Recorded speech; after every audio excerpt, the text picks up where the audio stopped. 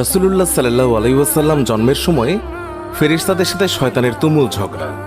যেদিন ভোরবেলায় মহানবী সাল্লাল্লাহু আলাইহি ওয়াসাল্লাম জন্ম নেন, সেই দিন বিশ্বের সবগুলো মূর্তি মাটির দিকে নত হয়ে পড়ে। ইরানের রাজার বিশাল প্রাসাদের বারান্দা কেঁপে ওঠে এবং ছাদের 14টি প্রাচীর ধসে পড়ে। বিশ্বের সব সম্রাটের সিংহাসন উল্টে পড়েছিল। বিশ্বের সব রাজা বোবা হয়ে পড়েছিলেন, অর্থাৎ তারা কথা বলতে পারছিলেন না। সেদিন গণকদের সব জ্ঞান লুপ্ত হয় এবং জাদুকরদের জাদুগুলো অকার্যকর হয়ে পড়ে। বিশ্বনবী সাল্লাল্লাহু আলাইহি ওয়াসাল্লাম জন্মের সময় শয়তান তার সন্তানদের মধ্যে আর্তনাদ করে ওঠে। ফলে সবগুলো শয়তান তার কাছে এসে বলে, কেন এত পেরেশান বা উদ্বিগ্ন হয়েছ? সে বলল, কাল রাতে কি হয়েছিল? রাতের প্রথম থেকে এই পর্যন্ত দেখেছি যে আকাশ এবং জমিনের অবস্থা বদলে গেছে।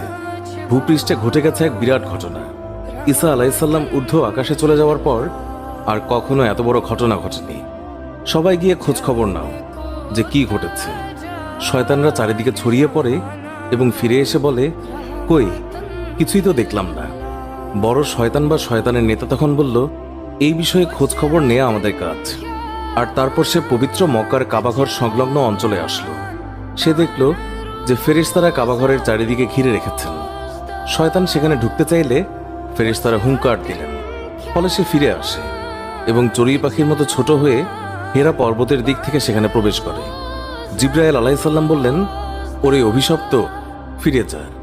সে বলল, হে জিবরাইল, আমার একটা প্রশ্ন আছে, বলতো আজ রাতে কি ঘটেছে? জিবরাইল আলাইহিস সালাম বললেন, সর্বশ্রেষ্ঠ নবী মুহাম্মদুর রাসূলুল্লাহ সাল্লাল্লাহু আলাইহি ওয়াসাল্লাম আজ রাতে জন্ম নিয়েছেন। শয়তান প্রশ্ন করল, তার মধ্যে কি আমার কোনো কর্তৃত্বের অংশ আছে? সে তথা ইবলিস বা শয়তান আবার প্রশ্ন করল, তার উম্মতের মধ্যে কি আমার কোনো অংশ আছে? জিবরাইল আলাইহিস সালাম বললেন,